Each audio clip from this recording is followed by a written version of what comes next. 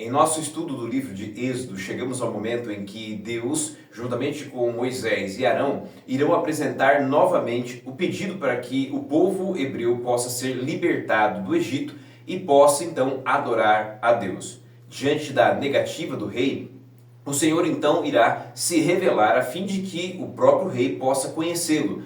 E a forma como Deus usará para a sua revelação, a partir de agora, serão as pragas que serão enviadas ao reino do Egito. Através de cada uma delas, teremos então a oportunidade de compreender melhor a forma como Deus se revela e principalmente quais eram os objetivos do Senhor.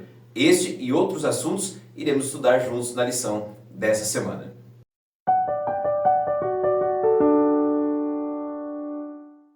Olá, seja bem-vindo de volta à nossa classe da Escola Sabatina e ao nosso encontro semanal para o estudo da Palavra de Deus. Nesta semana, daremos sequência aos estudos que estamos realizando dentro daquilo que diz respeito ao livro de Êxodo. Eu tenho plena certeza que você tem tirado tempo para estudar não só a lição da Escola Sabatina a cada dia e a cada semana, mas também, de forma especial, a própria Bíblia e se aprofundar no conhecimento deste livro tão importante e rico sobre os detalhes da revelação do caráter de Deus, de seu plano redentivo e principalmente aquilo que ele faz para salvar a mim e a você. Através do estudo que estamos aqui realizando, já estamos na quarta lição desse trimestre e nessa semana iremos nos aprofundar um pouco mais no que diz respeito às pragas enviadas ao Egito. Veremos cada uma delas, a importância delas e principalmente qual era o objetivo de Deus ao enviar estas pragas a este poderoso reino.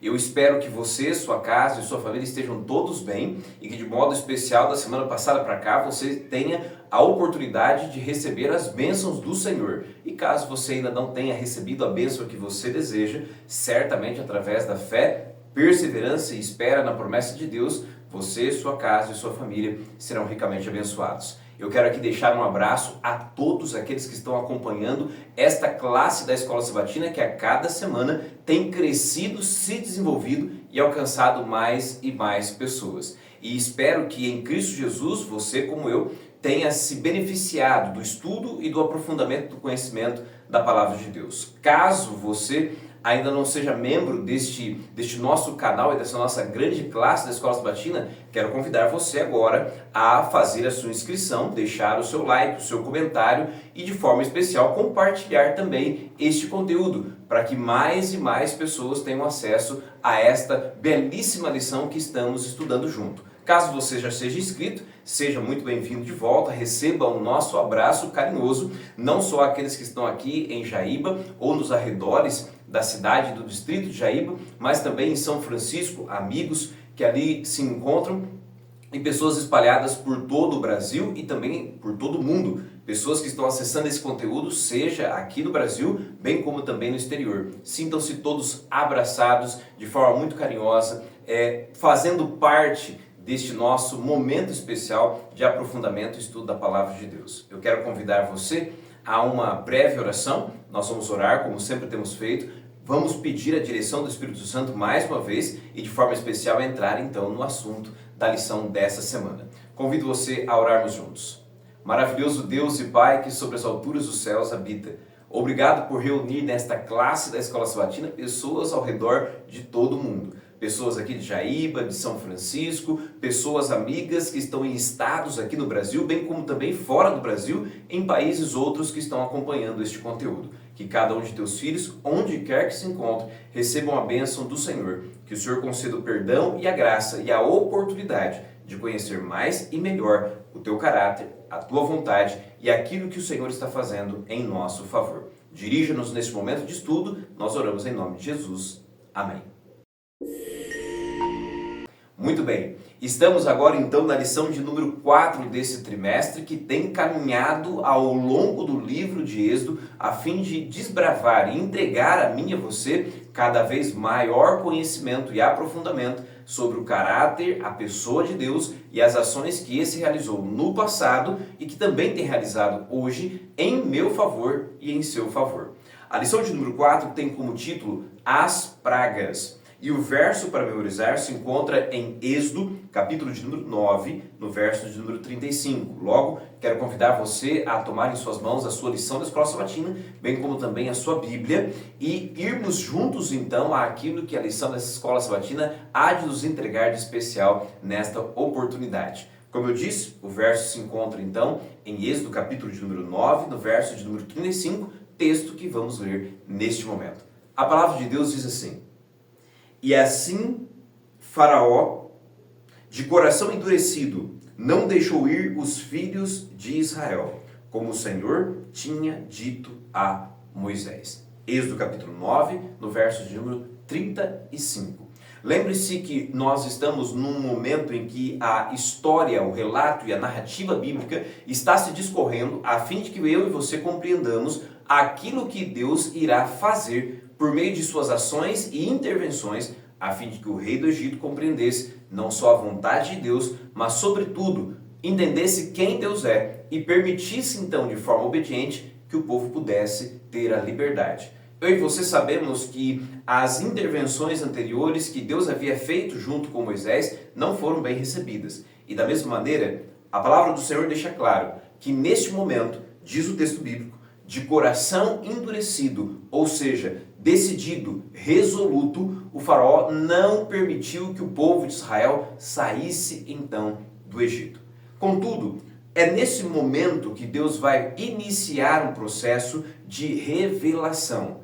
Porque eu e você precisamos destacar algo extremamente importante. E veja bem, muito mais do que sinais de revelação e punição, as pragas eram sinais da graça de Deus. Aí você pode perguntar assim, mas pastor, eu não entendi. A Bíblia descreve que aquilo que Deus fará a fim de intervir e principalmente libertar o povo hebreu foram classificadas como pragas, ou seja, punições de juízos já mencionados no capítulo 7. Contudo, agora o Senhor me declara que essas pragas também são sinais da graça de Deus. Como que eu posso entender isso? Entenda, algo eu e você precisamos entender de forma muito clara quando tratamos sobre as ações de juízo de Deus. Em primeiro lugar, nenhum juízo de Deus praticado no texto bíblico veio sem antes ser prenunciado por uma mensagem de oportunidade e graça. Em outras palavras, sempre antes que Deus vá enviar uma punição ou juízo sobre um povo, sobre uma nação ou sobre um indivíduo, este recebe previamente, ou seja, antes da punição, uma mensagem de graça e oportunidade de transformação. Eu vou dar alguns exemplos a você. Se você pegar, por exemplo, o caso de Caim, lá em Gênesis capítulo 4, antes que ele viesse a cometer um erro de assassinar seu irmão, Deus, o próprio Deus, foi ao encontro de Caim e disse a ele que havia possibilidade dele não cometer aquele erro, dando a ele oportunidade, não só de arrependimento, mas sobretudo de graça e principalmente de uma vida transformada.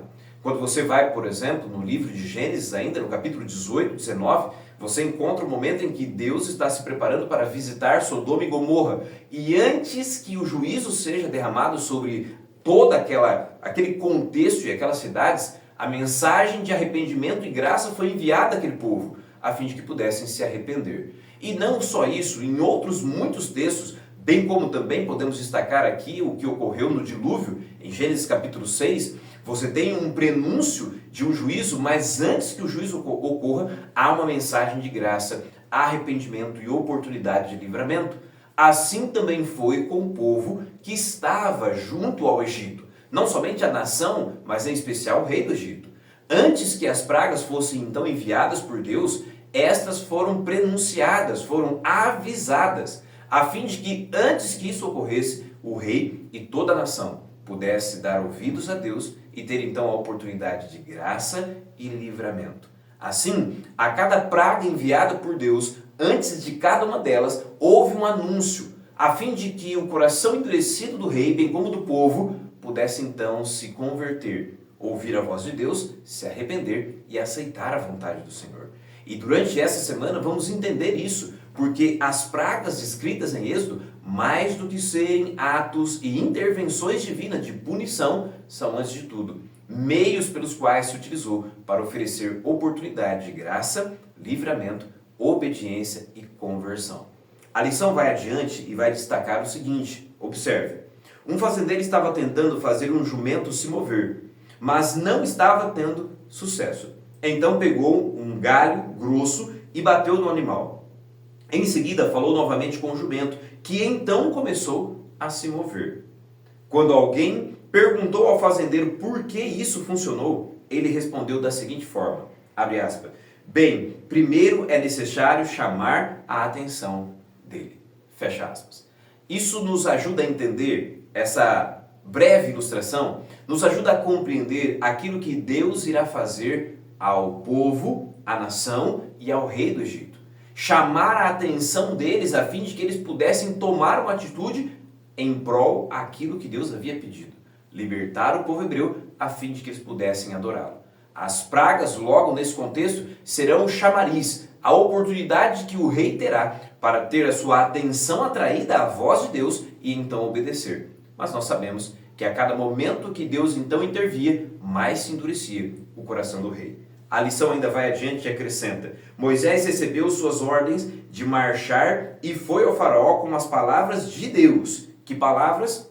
Deixe o meu povo ir. Êxodo capítulo 5, verso 1. O faraó, no entanto, não queria permitir que o povo de Deus fosse embora do Egito. Era, então, uma questão econômica mais do que isso. Assim, ele precisaria de algo mais convincente. Não apenas para chamar sua atenção, mas também para mudar o seu modo de pensar. Então entenda, uma vez que Deus foi ao faraó e ofereceu a ele a oportunidade de libertar o povo e ser mantido em paz com o seu reino, ele não tendo aceitado, Deus então toma a iniciativa de chamar a atenção deste rei e de seu povo, para que por meio das ações e intervenções de Deus, ele pudesse compreender não somente aquilo que Deus é, mas principalmente a necessidade de ouvir e obedecer às suas palavras. A lição vai adiante e na parte de domingo vai destacar os deuses versus deuses. Esse é o título da lição de domingo e vai deixar claro para mim e para você algo que nós já comentamos anteriormente, mas vale a pena reforçar. O texto da lição diz assim: as batalhas que se seguiriam seriam entre o Deus vivo e os deuses do Egito. Por isso o título, Deus versus deuses. Porque eu e você já entendemos na última semana que quando estamos tratando sobre o livro de Êxodo e o imperativo divino de permitir que o povo hebreu fosse então libertado do Egito, sendo o faraó um considerado como Deus, Deus estaria lidando de Deus para Deus. E neste contexto, agora a batalha se torna mais aguerrida. E essa batalha é contra o Deus vivo e aquele que se considerava Deus no Egito, o próprio rei egípcio. O Senhor não lutou simplesmente contra os egípcios ou contra o Egito em si, mas contra as suas divindades. Os egípcios veneravam mais de 1.500 deuses e deusas. O texto bíblico é claro: executarei juízo sobre todos os deuses do Egito, eu sou o Senhor. Êxodo capítulo 12, no verso de número 12. Assim como Deus já havia declarado em Êxodo capítulo 7, ele então reforça a sua declaração em Êxodo capítulo 12, verso 12, ao dizer que suas intervenções e ações contra o Egito não era simplesmente contra uma pessoa ou contra a nação como um todo, mas mais do que isso, era uma questão espiritual, que estava ligado a um escalão superior, aonde Deus, o Deus Criador, estava em guerra, em direto e franco litígio contra as muitas divindades existentes no Egito. A lição ainda acrescenta: um exemplo desse juízo sobre os deuses do Egito é o milagre da vara que se transformou em serpente. Lembra-se disso? Êxodo capítulo 7, verso 9 a 12.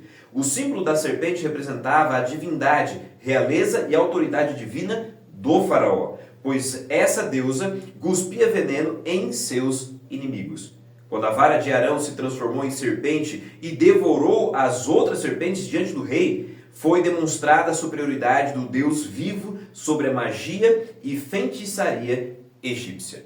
Note que nos pequenos detalhes da narrativa apresentada no livro de Êxodo, fica claro que além de ir contra a personalidade dura e a obstinação do rei do Egito, Deus estava lutando contra os deuses egípcios. E aqui, neste primeiro momento, fica claro este embate. Quando Moisés e Arão se apresentaram ao faraó, a fim de mais uma vez apresentar a ele o pedido de Deus de libertar o povo, o faraó então empreendeu um momento de conflito. Naquele momento, Arão jogou então sua vara ao chão e diante de outras duas serpentes, a sua vara, tornada então serpente, confrontou e mais do que isso, devorou a serpente dos magos egípcios. Ali estava claro que aquelas serpentes colocadas ali estavam em franca demonstração de ligação com deuses relacionados aos egípcios. E uma vez que a serpente providenciada por Deus devorou a serpente providenciada pelos magos egípcios, esta foi a primeira amostra de que Deus de fato estava lidando com divindades e o seu poder está extremamente acima dos poderes dos deuses egípcios. Contudo, a lição deixa claro que mesmo essa demonstração de poder e força realizada por Deus através de Moisés e Arão não foi suficiente para neutralizar a dureza e a obstinação do coração do rei e permitir que o povo então saísse. Diante dessa realidade, Deus então iniciará um processo ainda mais intenso e profundo de revelação por meio das pragas que serão enviadas como meio de punição e juízo, mas também oportunidade de graça sobre o povo egípcio. Na lição de segunda-feira, a lição vai adiante e acrescenta o seguinte tema: quem endureceu o coração do faraó? E este é um ponto interessante porque traz a muitas pessoas dúvidas se de fato foi o próprio caráter do faraó que fez com que a sua decisão se tornasse ainda mais dura e persistente, ou se foi Deus quem endureceu o coração do rei a fim de que esse então de fato fosse punido. A lição destaca assim: 9 vezes no livro de Êxodo afirma que Deus endureceu o coração do faraó. Outras 9 vezes é dito que o próprio faraó endureceu o seu coração. Afinal, quem endureceu o coração do rei? Deus ou o próprio faraó? Essa questão é bastante interessante e ao mesmo tempo intrigante, porque quando você analisa o texto de Êxodo, você vai notar que a cada vez que Deus intervinha, seja com um pedido ou com manifestações, sinais e milagre, ainda mais se endurecia o coração do faraó. E na maioria das vezes parece que é Deus quem está forçando o coração e o pensamento do rei a tornar-se cada vez mais obstinado. Mas isso na realidade não é verdade. Porque veja, quando você deseja intervir ou orientar ou aconselhar alguém que não deseja ouvir, não deseja ser aconselhado, nem tampouco será advertido, quanto mais você fala, mais a pessoa se fecha no desejo de viver e fazer aquilo que ela deseja fazer. É como se você pegasse, por exemplo, uma criança, você diz para ela, não faça tal coisa. É aí que de fato, a fim de afrontar aquele que a orienta, ela irá fazer. É como se fosse uma birra, uma teimosia, mais do que uma obstinação. O coração da pessoa se endurece a cada vez que você tenta aconselhar, instruir ou exortar. É como se a pessoa não desejasse ouvir, e provavelmente isso já deve ter acontecido com você, seja na atitude de obstinação e endurecimento do coração, ou na atitude de aconselhar alguém e alguém se endurecer e persistir no erro. Assim também aconteceu com Faraó. A cada momento que Deus intervia, a cada momento que Deus chamava, a cada momento que Deus pedia, mais ainda ele se endurecia, mais ainda ele se obstinava, mais ainda tomava a decisão de não ouvir e não obedecer à voz de Deus. É nesse sentido que o texto bíblico diz que a cada momento que Deus fazia algo, Deus também estava, de forma indireta, endurecendo o coração, pois cada pedido ou cada ação divina trazia ao coração do rei maior desejo de negação e principalmente de obstinação e desobediência. A lição ainda vai colocar: a partir da 6ª praga, no entanto, o texto bíblico afirma que foi Deus quem endureceu o coração de Faraó. Êxodo capítulo 9, no verso de número 12. Mas vamos entender de que forma isso ocorreu. A lição destaca: isso mostra que Deus fortaleceu ou aprofundou a própria escolha do faraó, sua decisão voluntária, conforme havia dito a Moisés que faria. Lembra de Êxodo capítulo 4, no verso 21? Isso quer dizer que não foi Deus deliberadamente que endureceu o coração de Faraó, mas Deus já sabia que, pelo caráter do rei, ele não permitiria que o povo hebreu fosse libertado. E a cada ação empreendida por Deus, este desejo de não libertar seria cada vez mais contundente. Dessa forma, chega o momento em que Deus permite que ele, o rei, permaneça com a sua própria decisão. É o mesmo que acontece comigo e com você. Muitas vezes nós somos orientados, aconselhados, instruídos e exortados, seja pela palavra de Deus, seja por aqueles que estão ao nosso redor. E após conselhos e mais conselhos, chega um momento em que aqueles que estão ao nosso redor pensam da seguinte forma: vamos deixá-lo da forma como está. Se a decisão dele é percorrer este caminho e ir nessa direção, deixe como está. Não é que as pessoas deixam de amar você, não é que as pessoas deixam de ter carinho ou atenção por você, mas é que elas compreendem que de tanto falar e orientar e aconselhar e exortar e você não ouvir, seria então mais fácil permitir que você faça suas próprias escolhas e, mais do que isso, sofra as consequências de cada uma delas. Assim foi com Deus e com o rei do Egito. Deus orientou, Deus se apresentou, se revelou, pediu e, mais do que isso, realizou diante deles sinais e maravilhas, mas ele não aceitou a vontade de Deus. Até o momento em que Deus então permite que ele agora caminhe o seu próprio caminho, trilhe a sua própria jornada, siga a sua própria direção e colhe as consequências pertinentes àquilo que havia decidido anteriormente em seu coração. A lição ainda destaca: em outras palavras, Deus enviou as pragas com o propósito de ajudar o faraó a se arrepender e a se libertar da escravidão e do erro. Contudo, ao invés de ele enxergar as pragas como sinais da graça divina, ele enxergou as pragas enviadas por Deus não como um sinal da graça, mas como um sinal de afronta e principalmente de desafio à sua autoridade e o seu reinado. A cada intervenção divina, mais então firmemente ele se apegava no confronto com Deus, ao invés de se abrir à oportunidade de livramento, arrependimento e transformação. A lição ainda conclui: a lição é clara. Recebemos a capacidade de escolher entre o certo e o errado, o bem e o mal, a obediência ou a desobediência. E eu poderia acrescentar ainda entre a bênção de Deus e as consequências de não obedecer à vontade do Senhor. Mas a lição ainda vai adiante e na parte de terça-feira destaca o seguinte: as 3 primeiras pragas. Observe o que a lição vai acrescentar. A lição diz assim: as 10 pragas do Egito não foram direcionadas ao povo egípcio, mas aos seus deuses. Cada praga atingiu pelo menos um deles. E esse ponto destacado pela lição é extremamente importante para eu e você entender.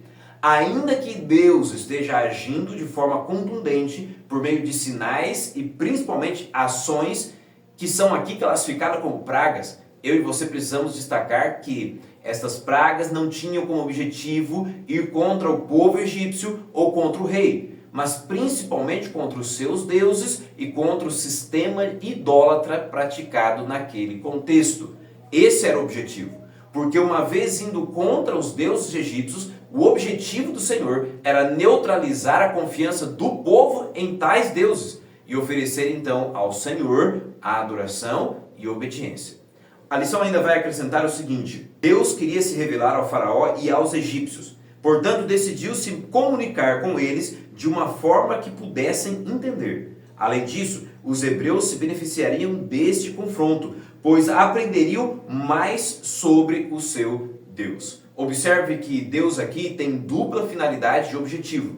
Em primeiro lugar, ir contra os deuses do Egito. E em segundo lugar, através de suas manifestações, sinais e intervenções, representar ou se apresentar de forma ainda mais clara e contundente para o povo hebreu. uma vez que cada uma das ações, intervenções e pragas deu ao povo hebreu a oportunidade de conhecer melhor o Deus que se manifestara a fim de libertá-los daquela condição. A primeira praga, destaca a lição, foi dirigida contra Api, o deus do Nilo. Êxodo capítulo 7, verso 17 a 25. Em grande medida, o povo egípcio dependia e muito do rio Nilo, não somente para as navegações, mas principalmente para a irrigação da terra e a produção agrícola. Uma vez que o rio, então, foi punido ou afetado com a primeira praga, todo o povo egípcio acabou pagando ou recebendo as consequências desta intervenção divina. Mas as pragas enviadas não pararam por aí. A lição vai adiante e acrescenta: Deus então deu outra chance ao faraó. A deusa Raquete foi confrontada diretamente. Êxodo capítulo 8, verso 1 a 15. Em vez de vida, o Nilo produziu rãs que os egípcios temiam e detestavam. Adiante, a lição ainda acrescenta: a terceira praga tem a descrição mais curta de todas. Êxodo capítulo 8, versos 16 a 19. A palavra original em hebraico, quinim, pode se referir a animais como mosquitos, carrapatos ou piolhos. Essa praga foi direcionada contra Geb, o deus egípcio da terra. Mas a lição vai adiante e vai mostrar que outros aspectos do reino e principalmente dos deuses egípcios também foram afetados pelas demais pragas apresentadas no texto. Quando vamos para a lição de quarta-feira, a lição vai destacar as pragas relacionadas às moscas, gado e úlcera. E a lição destaca assim: a deusa egípcia Watki era considerada a deusa das moscas e a senhora dos pântanos e brejos. O deus Kepri, associado ao sol nascente, à criação e ao renascimento, eram representados como uma cabeça de escaravelho ou besouro. Note que à medida que o tempo vai passando, Deus acaba que intervindo com suas ações, direcionando a cada vez mais outros deuses, pertencente ao panteão da idolatria do povo egípcio. E é neste contexto que a lição destaca ainda um ponto extremamente importante e especial. A lição vai dizer assim: enquanto os egípcios sofriam, os hebreus eram protegidos. Êxodo capítulo 8, verso 20 a 24 destaca isso. Nenhuma outra praga os afetou. E aqui nós estamos tratando sobre um ponto importante. A primeira, a segunda e a terceira praga alcançou todo o Egito. Nesse contexto, os hebreus que ali estavam também, de forma direta ou indireta, foram afetados pelas intervenções de Deus. Contudo, a partir da quarta praga, esta que nós acabamos de ver, os egípcios já não foram mais alcançados. Ou seja, as 7 últimas pragas enviadas por Deus, todas elas teve direcionamento exclusivo para os egípcios e para o rei. E aqui há um detalhe importante, porque a partir desta informação, eu e você conseguimos compreender melhor e de forma ainda mais clara aquilo que é apresentado em Apocalipse, quando é relatado sobre as 7 últimas pragas. Isso porque, assim como as primeiras 3 pragas alcançaram todo o Egito, da quarta à 10ª praga, as pragas enviadas por Deus, ou seja, as 7 últimas pragas, só alcançaram os egípcios. Ou seja, somente aqueles que não deram atenção e ouvido à orientação divina. Por isso, e é por esta razão, que em Apocalipse, as 7 últimas pragas não serão direcionadas ao povo de Deus. As 7 últimas pragas descritas em Apocalipse, assim como de forma paralela aquelas que foram enviadas no Egito, somente encontrarão e somente causarão dano àqueles que não estiver ao lado do Senhor. Estamos agora num contexto muito importante do relato, pois a lição vai destacar assim: assim o faraó começou a barganhar. A pressão aumentou. Ele se dispôs a permitir que Israel adorasse a Deus então e sacrificasse a ele, mas apenas no Egito. Êxodo capítulo 8, verso 25. E aqui nós devemos abrir um parênteses importantíssimo. Note que à medida que as pragas são enviadas sobre o Egito, a primeira, a segunda, a terceira e a quarta, a compreensão do rei do Egito em relação ao caráter de Deus, o seu poder e sua vontade, passam a aumentar. O faraó começa a compreender que Deus não vai parar enquanto ele não se subjugar e não ouvir a voz divina. Contudo, ao invés de se arrepender, obedecer e ouvir a voz de Deus, o faraó então agora começa um processo de barganha. Ele oferece ao povo hebreu a oportunidade de então adorar a Deus, algo que anteriormente ele não desejava, mas agora ele então deseja permitir que o povo o faça. Contudo, com uma condição, que o povo de Deus adorasse o Senhor em terras egípcias. Contudo, essa não era a vontade do Senhor. O desejo de Deus era que o rei permitisse que o povo saísse caminho de 3 dias e o adorasse no deserto. Diante desta oportunidade ou dessa barganha do rei, o Senhor então não aceita. Aqui fica claro para mim e para você que em se tratando de adoração, não existe barganha. Em se tratando de adoração a Deus, em obedecer a sua palavra, a sua vontade, não existe meio termo, não existe jeitinho. Não há como você fazer as coisas, como diz o ditado, pelas coxas. Não tem como fazer assim. Precisa necessariamente ser seguido aquilo que Deus orienta, o que Ele pede e o que Ele instruiu. Se não for dessa forma, o Senhor não aceita. E assim foi com o rei do Egito. O Senhor não aceitou. E a lição ainda acrescenta, tratando agora sobre a quinta praga. E destaca o seguinte: a próxima praga, Êxodo capítulo 9, verso 1 a 7, atingiu o gado.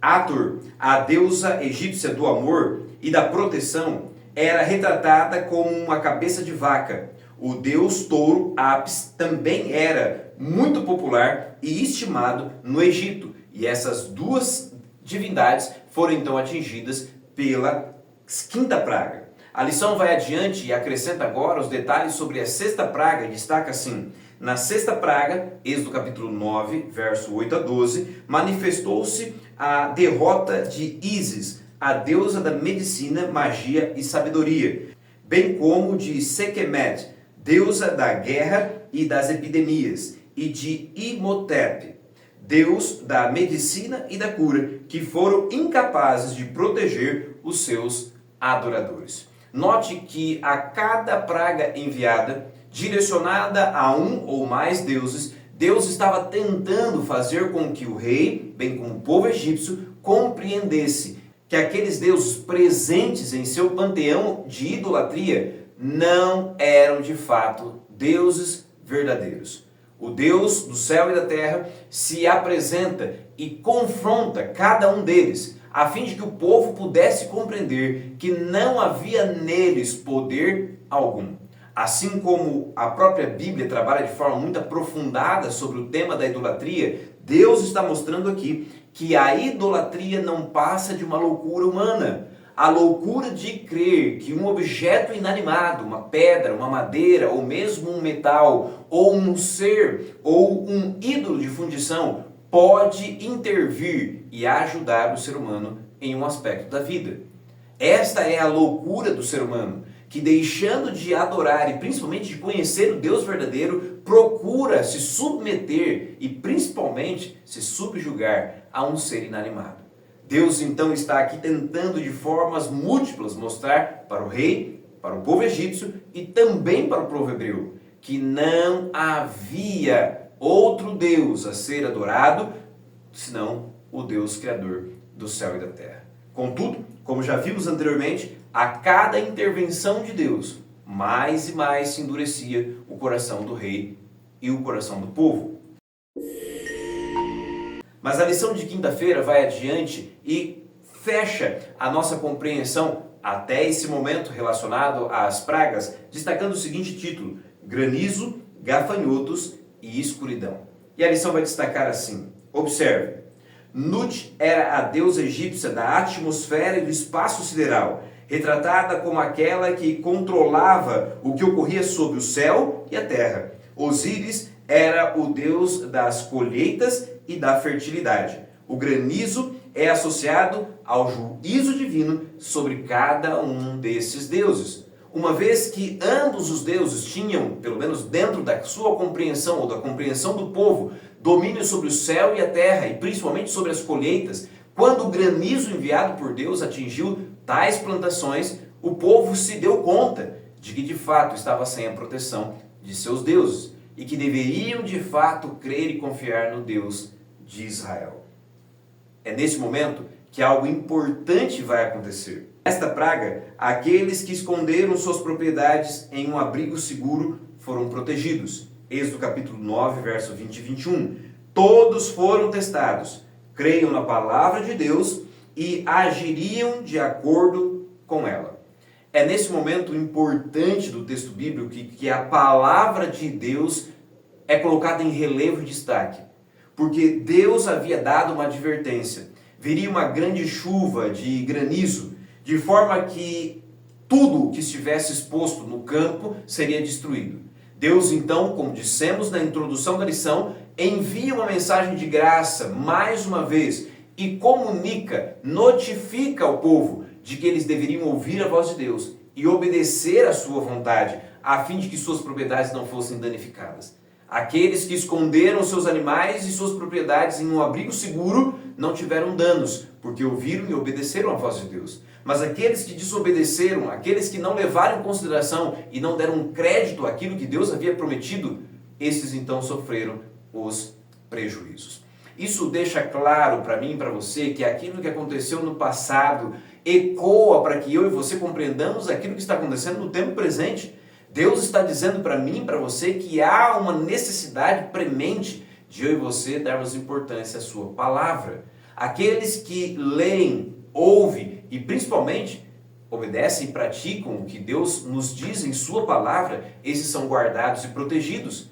Aqueles que porventura ignoram e desprezam a palavra de Deus certamente são alcançados pelos prejuízos e as consequências da desobediência e principalmente da negação de Deus. Logo, Deus aqui está nos dando um convite, a oportunidade de você ouvir e ser abençoado, ou não ouvir e então se encontrar com as consequências da desobediência. A lição vai ainda adiante e acrescenta o seguinte: o rei então confessou que havia pecado, mas logo depois voltou atrás e permaneceu com o seu coração endurecido.